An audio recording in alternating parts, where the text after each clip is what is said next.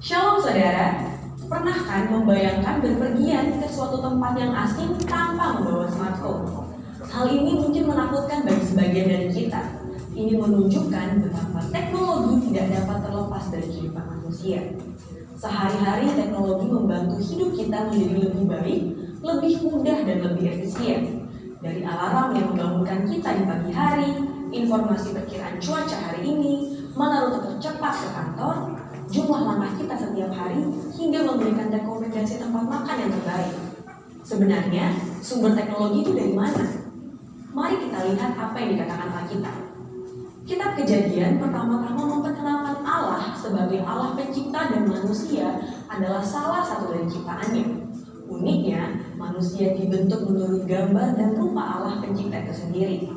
Manusia diberikan perintah untuk menguasai dan mengelola bumi sambil berjalan dalam hubungan yang intim dengan Allah. Namun, karena ketidaktaatannya, manusia melanggar perintah Allah. Menyadari keadaan yang telanjang, manusia membuat cawat dari pohon ara. Ini adalah pertama kalinya manusia menciptakan teknologi. Melihat kelemahan dari teknologi pakaian buatan manusia itu, Allah membantu meningkatkan kualitasnya. Bahan pakaian dari daun yang mudah rusak diganti dengan kulit binatang yang lebih tahan lama. Dari sini kita melihat bahwa sumber dari teknologi adalah Allah sendiri. Yakobus 1 ayat 7 menuliskan bahwa setiap pemberian yang baik dan setiap anugerah yang sempurna datangnya dari atas, diturunkan dari Bapa segala terang. Kejadian 1 ayat 31 menyatakan bahwa Allah melihat segala yang dijadikannya itu sungguh amat baik. Jika teknologi itu dari Allah, maka teknologi itu pasti baik bagi manusia. Alkitab mencatat bahwa teknologi terus berkembang dari satu generasi ke generasi berikutnya. Selain itu, ada juga lompatan kemajuan teknologi sebagai akibat dari pewahyuan dari Allah kepada tokoh-tokoh tertentu. Nuh diberi instruksi ilahi untuk membangun satu bahtera yang panjangnya 1,5 kali lapangan sepak bola, lebarnya 2 kali truk kontainer, dan tingginya seperti bangunan 4 lantai. Tanpa teknologi yang hebat, tidak mungkin bisa dibangun satu konstruksi sebesar ini. Bagaimana dengan teknologi yang dijelaskan Yusuf kepada Firaun mengenai cara menyimpan gandum yang luar biasa banyaknya dalam 7 tahun kelimpahan, sehingga dalam 7 tahun masa kekeringan, gandum itu tidak busuk? Mendengar hal ini, Firaun berkata bahwa Yusuf adalah seorang yang penuh dengan roh Allah, yang demikian berakal budi dan bijaksana. Bezalel dan Aholia membantu Musa membangun bait Allah di padang gurun, dipenuhi roh Allah sehingga mampu membuat suatu tempat yang layak untuk Allah yang Maha Kudus hadir dan menyatakan kemuliaannya. Roh Kudus memberikan pewahyuan kepada orang percaya untuk menjadi unggul dalam teknologi. Jadi bagi saudara yang bekerja dalam bidang penelitian dan perkembangan teknologi, sungguh-sungguhlah mendalami ilmu yang saudara miliki dan mintalah pengurapan dari Roh Kudus untuk mendapat hikmat bagi terobosan-terobosan teknologi yang berguna untuk kehidupan manusia dan kepentingan kerajaan Allah. Namun, kejatuhan manusia dalam dosa juga memberi dampak buruk atas teknologi. Hal ini ditunjukkan dengan berbagai penyalahgunaan teknologi yang ada, seperti obat anestesi yang bermanfaat dalam dunia medis diselewengkan menjadi narkoba yang merusak generasi. Internet yang memudahkan hidup manusia disalahgunakan untuk penyebaran konten pornografi. Menyadari manfaat teknologi dan kemungkinan penyalahgunaannya, kekristenan tidak anti teknologi. Gereja justru memberikan sumbangsih bagi perkembangan teknologi. Sebagai contoh, University of Paris di bawah pengawasan Cathedral of Notre Dame de Paris diakui sebagai pusat intelektual di Eropa pada abad pertengahan. Thomas Aquinas, salah satu tokoh dari sekolah tersebut, adalah seorang filsuf yang diakui dunia sekaligus seorang ahli teologi yang memberikan kontribusi besar kepada doktrin gereja. Albertus Magnus, seorang ahli teologi, juga menguasai ilmu botani, kimia, metafisika, dan ilmu pengetahuan lainnya. Ini bukti bahwa seorang yang rohani juga dapat unggul dalam ilmu pengetahuan. Sejalan dengan itu, kelompok Pentakosta juga sangat terbuka terhadap teknologi dan perkembangannya. Dalam buku Thinking in Tongues, James K. A. Smith memberikan gambaran mengenai spiritualitas Pentakosta sebagai berikut. Yang pertama, keterbukaan radikal kepada Allah. Dalam hal teknologi, kelompok Pentakosta terbuka bagi ledakan Roh Kudus dinyatakan melalui teknologi. Yang kedua, Roh Kudus dipercaya turut hadir dalam ciptaan Allah dan dalam ciptaan manusia. Yang ketiga, kelompok Pentakosta percaya bahwa tubuh dan dunia materi tidak jahat, sehingga penggunaan dan perkembangan teknologi untuk kemajuan dunia materi dianggap tidak salah selama diarahkan untuk kepentingan kerajaan Allah dan kebaikan umat manusia. Keempat, pengetahuan dapat bersumber dari perasaan dan pengalaman yang disampaikan dalam bentuk cerita atau narasi. Yang kelima, orientasi terhadap akhir zaman terkait dengan pekerjaan misi dan penanggapan keadilan. Teknologi ditujukan untuk mendukung pekerjaan misi dan mewujudkan keadilan sosial dalam masyarakat. Teknologi penting dalam mendukung penggenapan amanat agung Tuhan Yesus. Di era Pentakosta ketiga ini, janganlah takut untuk memanfaatkan dan menjadi unggul dalam pengembangan teknologi yang ada untuk kepentingan kerajaan Allah. Dengan kuasa Roh Kudus dan dukungan teknologi, kiranya setiap kita dipakai Tuhan untuk menyelesaikan amanat agung Tuhan Yesus. Saudara, untuk penjelasan lebih lengkap dari tim teologi kami, silakan klik link yang ada di atas atau scan QR code yang tersedia. Maranatha, Tuhan Yesus memberkati. Mazmur 91 dalam lindungan Allah. Orang yang hidup dalam lindungan yang Maha Tinggi dan bermalam dalam naungan yang Maha Kuasa akan berkata kepada Tuhan, tempat perlindunganku dan kubu pertahananku, Allahku yang kupercayai. Sungguh Dialah yang akan melepaskan engkau dari jerat mata peluru, dari penyakit sampar yang busuk. Dengan kebaknya Ia akan melindungi engkau, di bawah sayapnya engkau akan berlindung. Kesetiaannya adalah perisai dan pagar tembok. Engkau tak usah takut terhadap kedahsyatan malam, terhadap panah yang terbang di bawah siang, terhadap penyakit sampar yang berjalan di dalam gelap, terhadap penyakit menular yang mengamuk di waktu petang. Walau 1000 orang rebah di sisimu dan 10.000 di sebelah kananmu, tetapi itu tidak akan menimpamu.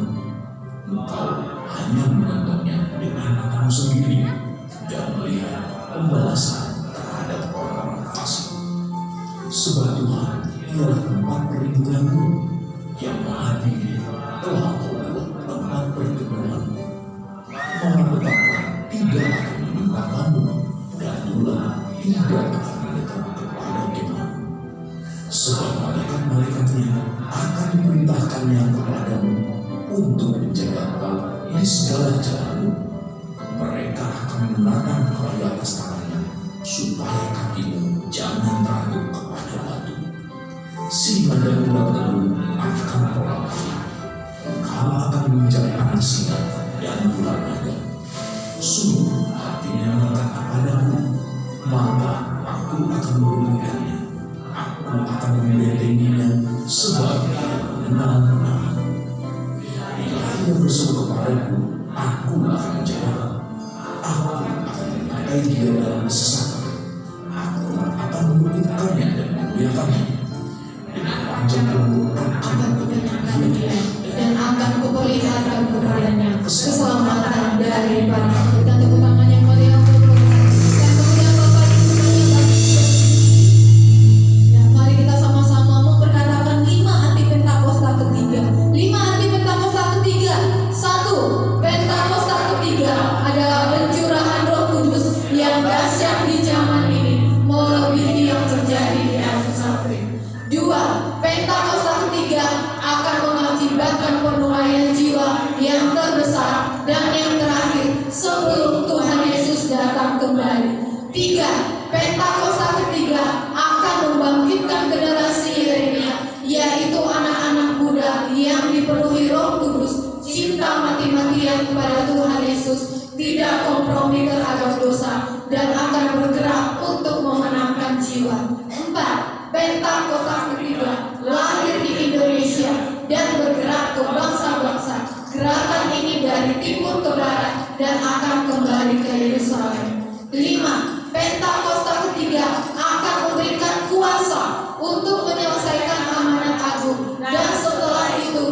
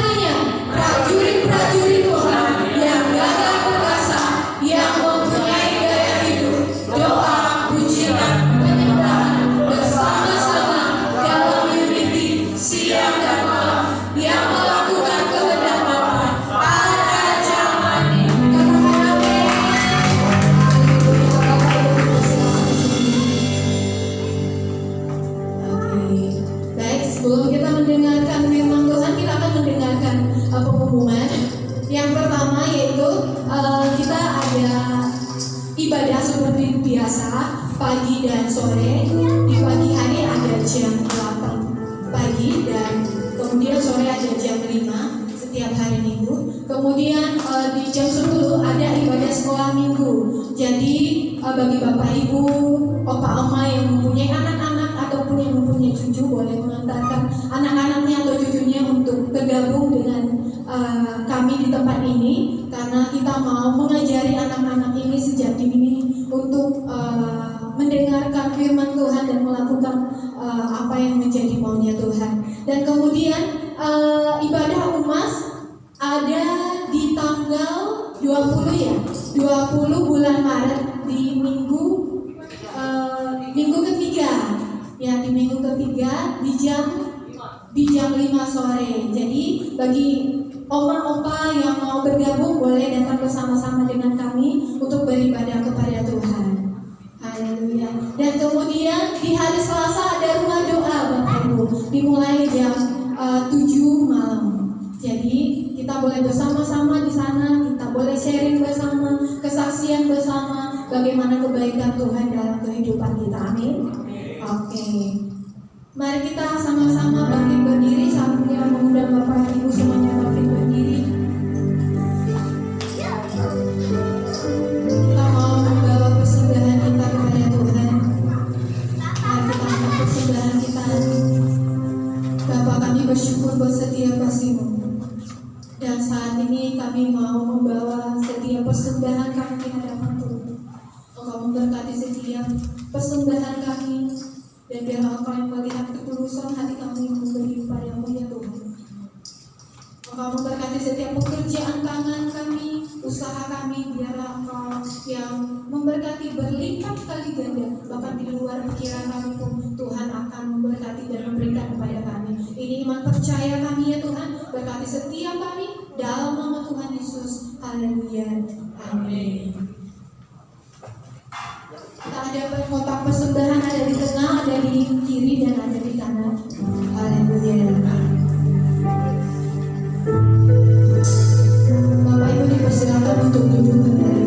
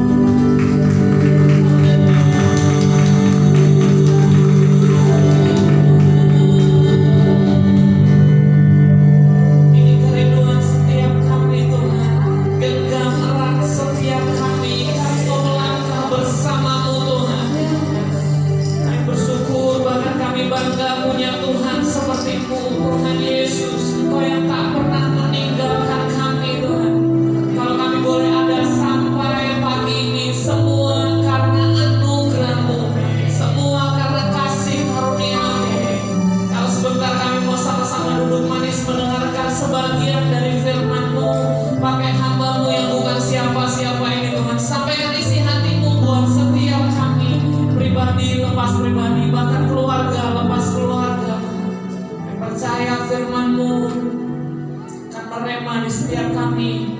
Bahkan kami percaya bukan sekedar merema, tapi kami menjadi pelaku firman-Mu Tuhan. Terima kasih Tuhan, yang serahkan firman-Mu ke tangan-Mu Tuhan. Ambil alih Tuhan firman-Mu dari awal, pertengahan sampai akhirnya Tuhan. Bersiap Tuhan, bersama saya yang siap dengan firman Tuhan, sama-sama katakan amin. Haleluya. Sebelum duduk cari 2-3 orang, katakan Tuhan Yesus baik. Tuhan Yesus baik, Tuhan Yesus baik, Tuhan Yesus baik, Tuhan Yesus baik. Silakan duduk. Haleluya. Pak Komo boleh temanin saya biar saya tidak sendiri. Haleluya. Selamat Tuhan. Sekali lagi shalom. Selamat Tuhan. Sebelumnya, apakah ada yang baru pertama kali hadir di tempat ini? Boleh menampilkan tangan kalau ada? Ada? Haleluya. Selamat datang kakak. Puji nama Tuhan. Kami bersuka cita atas kehadiran kakak di tempat ini. GBI City Pak Harvest terbuka lebar kalau belum ada tempat ibadah. Nama Tuhan, Tuhan berkati berlimpah-limpah. Media boleh bantu saya tampilkan saldo kas kita. Jadi setiap minggu kedua kita akan tampilkan saldo keuangan gereja kita. Tadi agak lupa ya, saldo kita sampai Februari, tidak Januari ya. Oh ini salahnya nih. Ini saldo Arkadia ya. Haleluya. Ada tadi?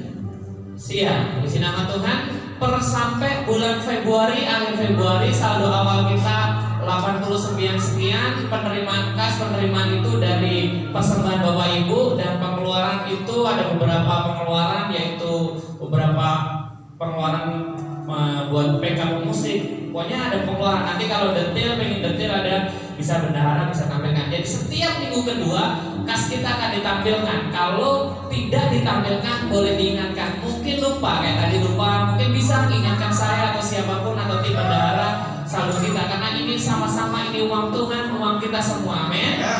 Puji nama Tuhan, puji nama Tuhan. Sudah cukup? Haleluya. Sekali lagi shalom. Puji nama Tuhan. Atas kebaikan Tuhan, saya perkenalkan yang belum kenal, nama saya Firdaus. Bapak Ibu, saya itu pendeta baru. Pendeta baru sama pendeta lama itu bedanya cuma satu. Kalau pendeta baru itu susah buat memulai khotbah. Kayak hari ini kayaknya susah kan. Kalau pendeta lama itu susah mengakhiri khotbah. Jadi kalau Bapak Ibu dengar itu pendeta kok khotbahnya tidak selesai-selesai, itu pendeta senior. Puji nama Tuhan, itu sebagai job saya supaya saya tidak grogi. Puji nama Tuhan. Atas kebaikan Tuhan, Pak Anton gembala kita mempercayakan saya per awal Februari mempercayakan saya untuk jadi koordinator di tempat ini. Jadi bosan, setiap minggu kedua pasti ketemu saya di tempat ini. Mungkin ngomongin firman Tuhan yang sama, mungkin ngajarin firman Tuhan yang kayaknya Mas Daus ini udah pernah diomongin. Tidak apa-apa. Kita mau sama-sama belajar sampai kita semua jadi murid Tuhan, amin. Sampai kita jadi lebih baik sama Tuhan. Satu hal yang menarik adalah begini, murid itu adalah begini. Apapun keadaannya, apapun situasinya, apapun yang dikatakan gurunya, dia akan tetap ada di sini. Itu murid tuh. Dulu waktu saya sekolah, bahwa gembala kemarin kasih ilustrasi begini. Saya juga iya ya. Dulu waktu di sekolah, ketika saya masih bercanda di teman sama teman di belakang itu sampai dilempar sampai penghapus sama gurunya, besok saya tetap berangkat tuh, karena saya murid. Jadi hari ini mungkin nanti ada pembicara atau siapapun yang khotbah nyentil kita atau kayaknya firmannya nampar saya, kita mau tetap ada di sini, amin. Karena kita mau jadi murid Tuhan, amin. Tetap jadi murid Tuhan, apapun keadaannya. Bahkan mungkin ada yang pernah dulu sekolah ditampar gurunya. Kalau zaman dulu kita sekolah, sekarang nggak ada. Dulu zaman dulu ada tuh, sampai ditampar. Besok sekolah lagi dia, amin. Dan yang pasti anak sekolah bayar SPP, enggak bercanda. Haleluya. Hari ini puji Tuhan, saya diberi tema sama Tuhan. Izinkan saya menyampaikan ini. Kuatkan dan teguhkan hatimu. Nanti kita sama-sama belajar kenapa hari ini Tuhan pengen kita kuat dan teguhkan hati kita. Karena banyak sekali hal-hal yang membuat kita kadang jadi ragu, membuat hati kita jadi lemah. Kita mau sama-sama belajar. Izinkan saya kita membuat ayat dasar kita, Ulangan 31 ayat 6. Nanti kita akan sama-sama belajar dari kisahnya Yosua, tapi sebelumnya media boleh bantu saya. Ulangan 31 ayat 6. Firman Tuhan berkata begini, kuatkan dan teguhkan hatimu, janganlah takut dan jangan gemetar karena mereka. Sebab Tuhan Allahmu, Dia yang berjalan menyertai engkau. Ia tidak akan membiarkan engkau dan Ia tidak akan meninggalkan engkau. Amin. Satu hal yang hari ini kita mau sama-sama belajar, jangan pernah hati kita tawar, jangan pernah hati kita goyah, karena Tuhan yang berjalan bersama kita. Amin. Kalau saya dulu awal-awal sering bilang, kita itu di backing pusat segala pusat. Tuhan sendiri yang backing kita. Ada orang baru backingan Pak RT aja bangga ya, mas saudaranya Pak RT nih, kayaknya bangga baru Pak RT tuh. Naik dikit saudaranya Pak Lurah.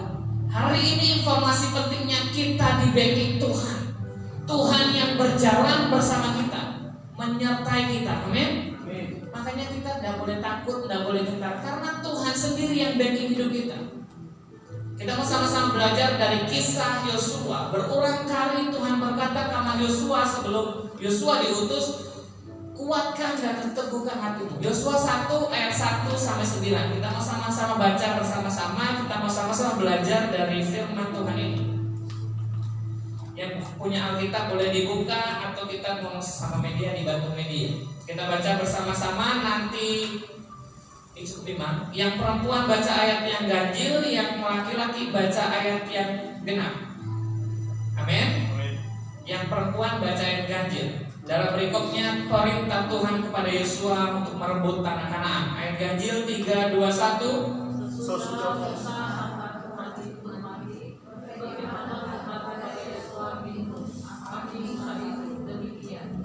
Ayat 2 laki-laki, hambaku Musa telah mati. Sebab itu bersiaplah sekarang, seberanglah sungai Yordan ini, engkau dan seluruh bangsa ini menuju negeri yang akan kuberikan kepada mereka, kepada orang Israel. Saya itu ayat 3. Setiap tempat yang akan diinjak oleh telapak kakimu kuberikan kepada kamu, seperti yang telah menjadikan kepada Musa. Ayat 4. Dari paling gurun dan gunung Libanon yang sebelah sana dan sampai ke sungai besar, yaitu sungai Efrat, seluruh tanah Moab sampai laut besar dan sampai Lebanon. Semua itu menjadi daerah. Ayat 5 perempuan.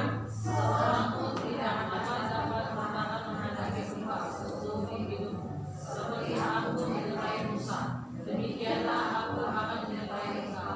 Aku tidak akan membiarkan engkau dan tidak akan meninggalkan engkau. Ayat 6. Kuatkan dan teguhkan hatimu, sebab engkau yang akan memimpin bangsa ini memiliki negeri yang kujanjikan dengan bersumpah kepada nenek moyang mereka untuk diberikan kepada mereka. Ayat 7. Hanya kuatkan dan teguhkanlah hatimu dengan sungguh-sungguh, bertindaklah hati-hati sesuai dengan seluruh hukum yang telah diberitakan kepadamu oleh hamba Musa. Janganlah menyimpang ke kanan atau ke kiri, supaya engkau beruntung kemana engkau pergi. Ayat 8. Jangan lupa memperkatakan kitab Taurat ini, tetapi renungkanlah ini siang dan malam, supaya engkau bertindak hati-hati sesuai dengan segala yang tertulis di dalamnya. Sebab dengan demikian perjalananmu akan berhasil dan engkau akan beruntung. Ayat 9 kita baca bersama-sama. Bukankah telah kuperintahkan kepadamu, kuatkan dan teguhkan hatimu, jangan kecut dan tawar hati, sebab Tuhan Allah menyertai engkau kemanapun engkau pergi. Amin. Katakan kanan kiri, kuatkan dan teguhkan hatimu. Kuatkan dan teguhkan hatimu. Ngomong sama diri sendiri, kuatkan dan teguhkan hatiku. Hari ini kita sama-sama belajar. Ayat ini sebenarnya ayat buat saya ketika Bapak Gembala kasih clue atau mengutus saya untuk jadi koordinator tempat ini. Sama kayak Yosua, saya aduh Tuhan gimana ya? Yosua ini waktu Tuhan Jadi ayat pertama tadi kan ngomong tentang panggilan. Jadi pagi setelah Musa meninggal, Yosua diutus sama Tuhan. Hari ini koordinatornya nggak meninggal Pak, bukan. Ini Yosua, waktu Yosua. Saya diutus, saya juga ngomong sama Tuhan. Aduh, gimana ya Tuhan, gimana ya Tuhan. Waktu itu Yosua juga ngomong sama Tuhan, gimana Tuhan. Musa yang senior saja, Musa yang dengan pengalaman yang luar biasa, gagal, masih jatuh bangun membawa bangsa ini. Hari-hari ini mungkin kita punya panggilan masing-masing dalam kehidupan kita. Kita punya masalah masing-masing. Kita sering tanya sama Tuhan, gimana ya Tuhan. Tapi hari ini pesan yang penting buat kita, kuatkan dan teguhkan hatimu. Kita harus sadar bahwa hidup ini ada panggilan Tuhan. Setiap kita punya panggilan masing-masing. Nah, saya yakin kita semua itu terpanggil jadi hamba Tuhan. Hamba Tuhan itu bukan sekedar pendeta atau worship leader yang ada di depan sini. Dan kita semua adalah hamba Tuhan. Tuhan bilang bahwa jika kita melakukan segala sesuatu, lakukanlah seperti untuk Tuhan. Yang di depan ini tidak lebih rohani dari seorang ibu-ibu yang setiap pagi masak dengan tulus hati untuk anak dan suaminya. Yang di depan ini tidak lebih rohani dari seorang suami yang bertanggung jawab untuk keluarganya. Kita semua punya panggilan masing-masing. Hari ini harus sadar. Jadi ayat 1 dan 2 itu mengatakan tentang panggilan Tuhan dalam hidup kita. Tadi saya bilang tadi itu, gimana ya Tuhan, aduh kayaknya takut nih. Terutama istri saya. Waktu itu saya terusin Bapak Gembala WA saya, Mas gini nanti sementara kamu di sana Mas. WA-nya saya terusin ke istri saya, aduh gimana ya.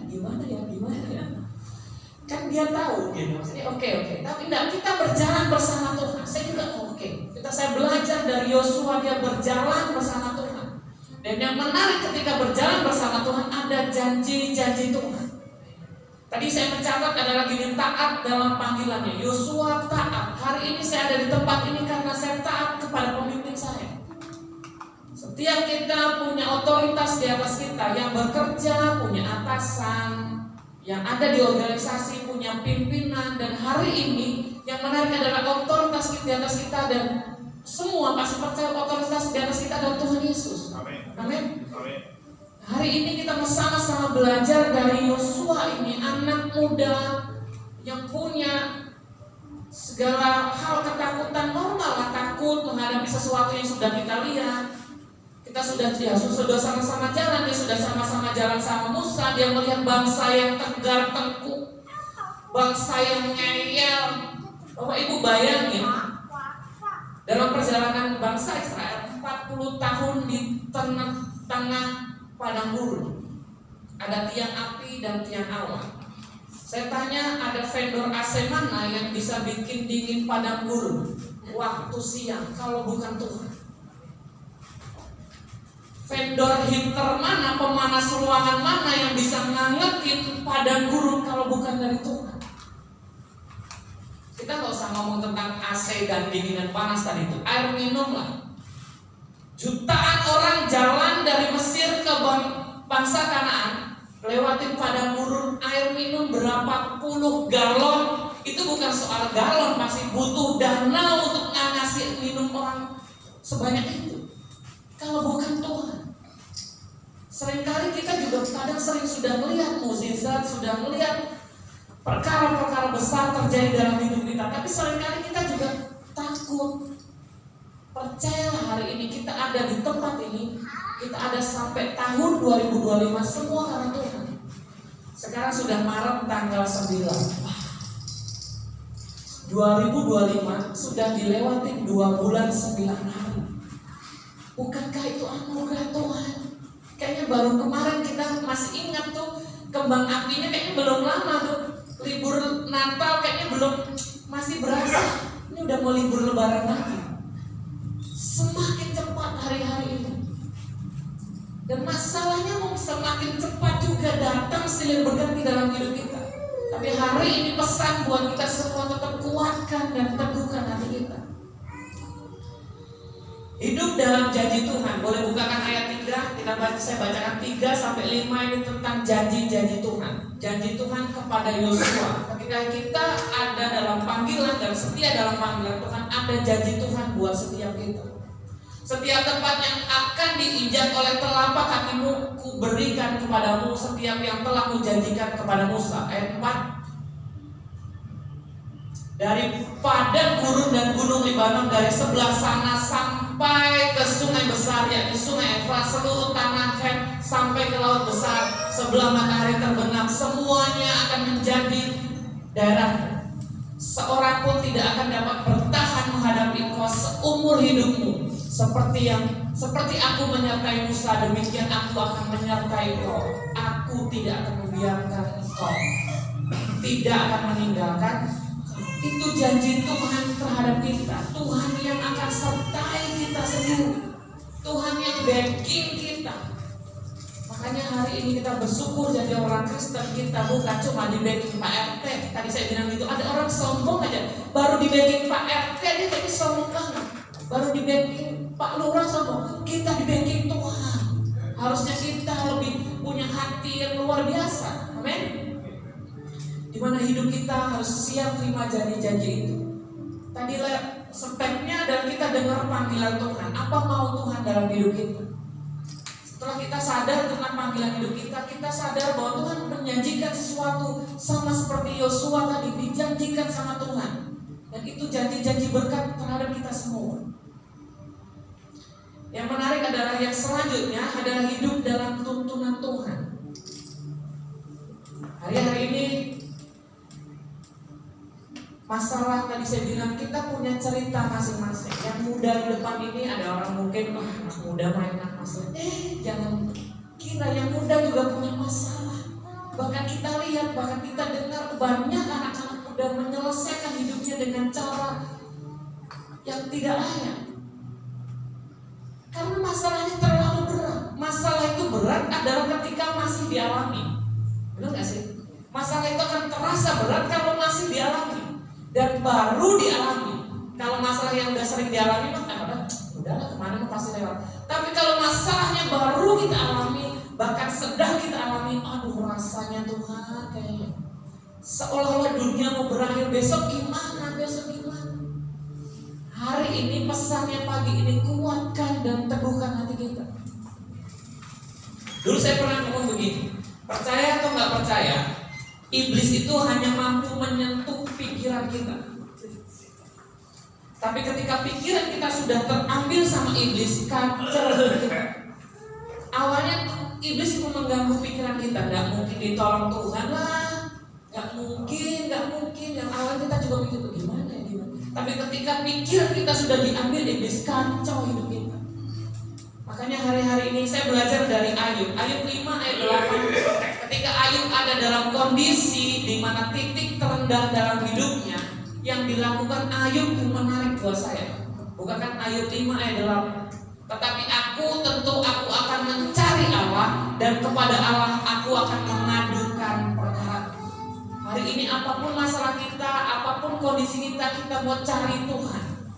Kita mau datang kepada Tuhan dan mengadu perkara kita sama Tuhan.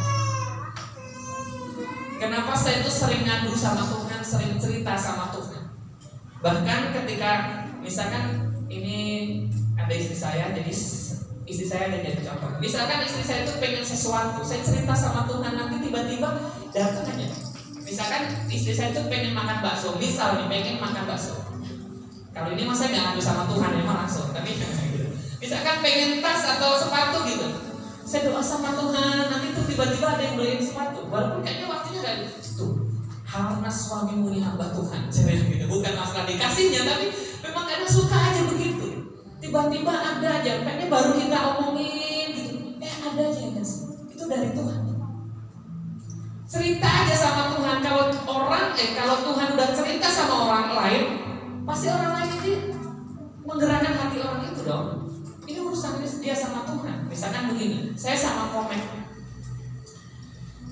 saya pengen, atau saya cerita sama Komeng tentang, misalkan saya itu pengen punya celana warna merah, misalkan gitu.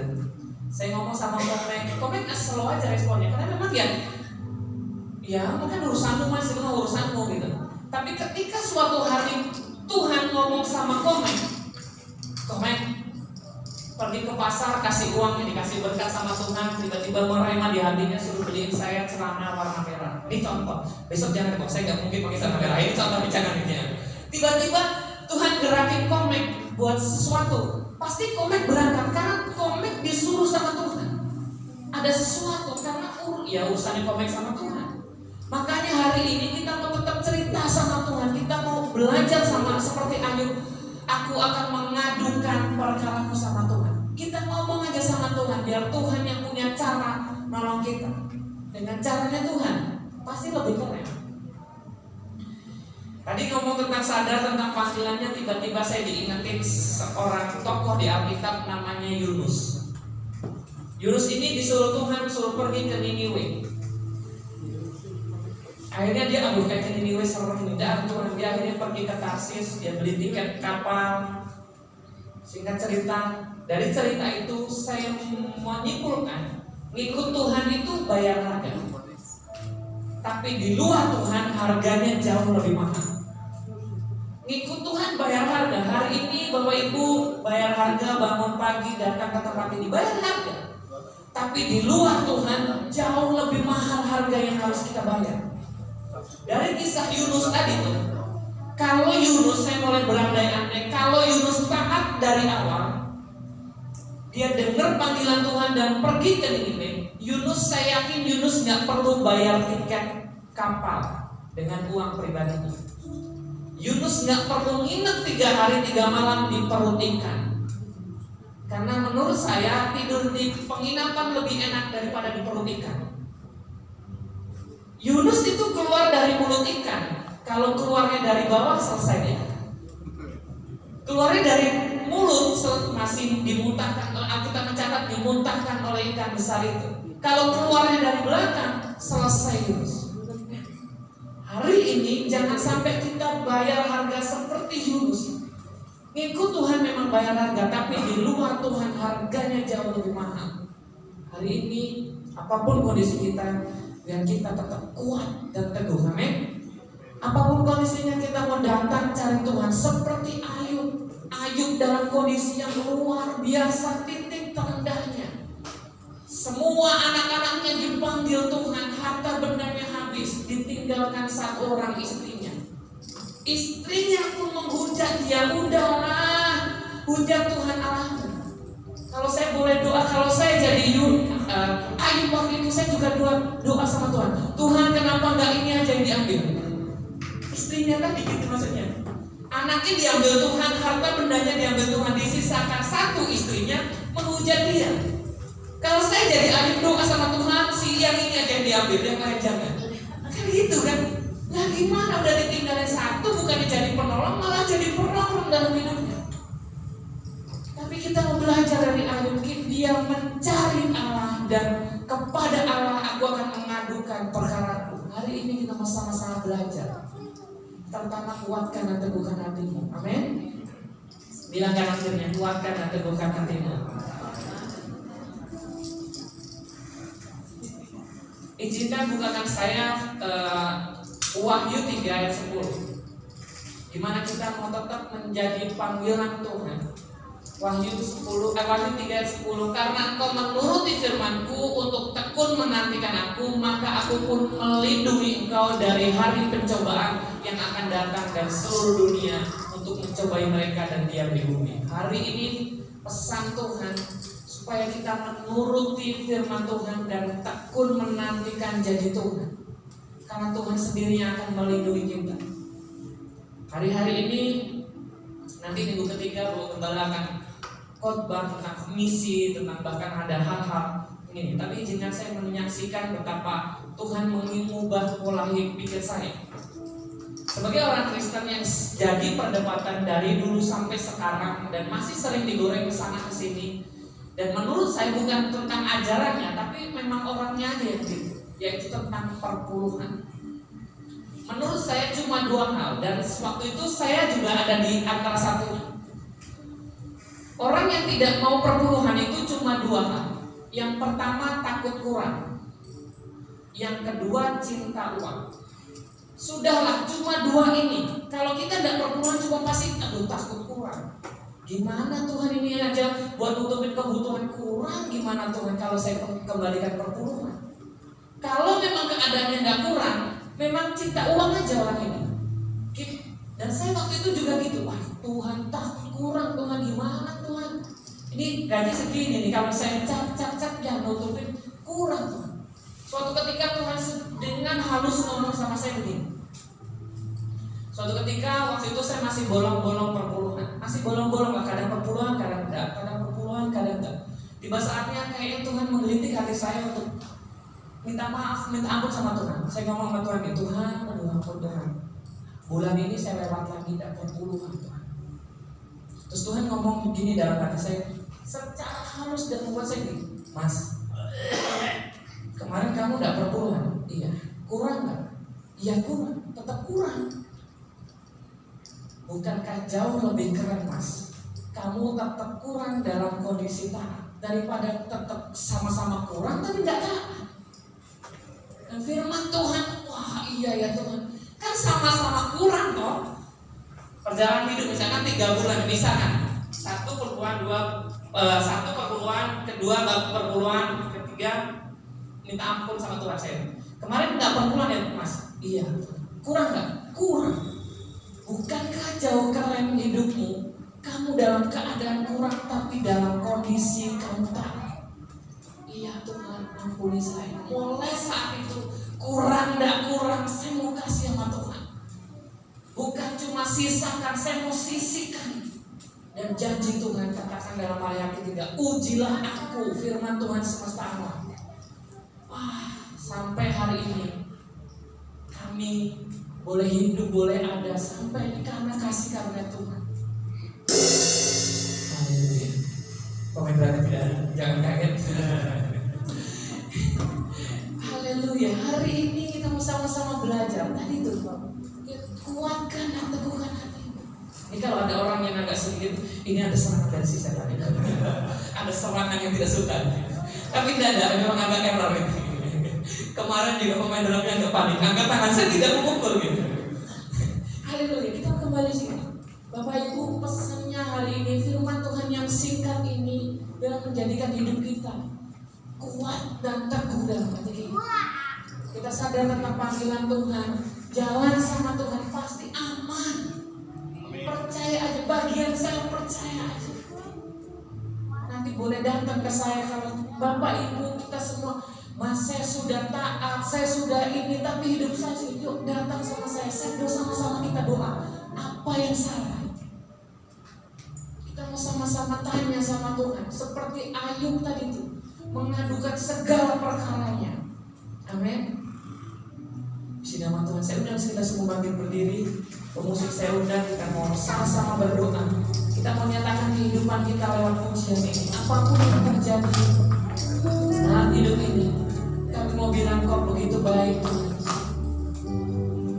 Ini hidup kami Tuhan.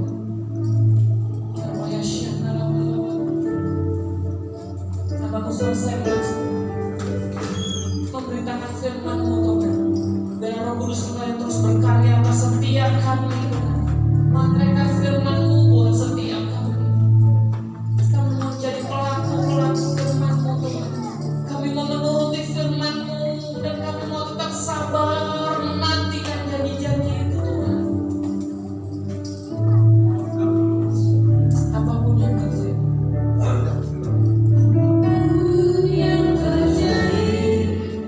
Di dalam hidupku selalu berkata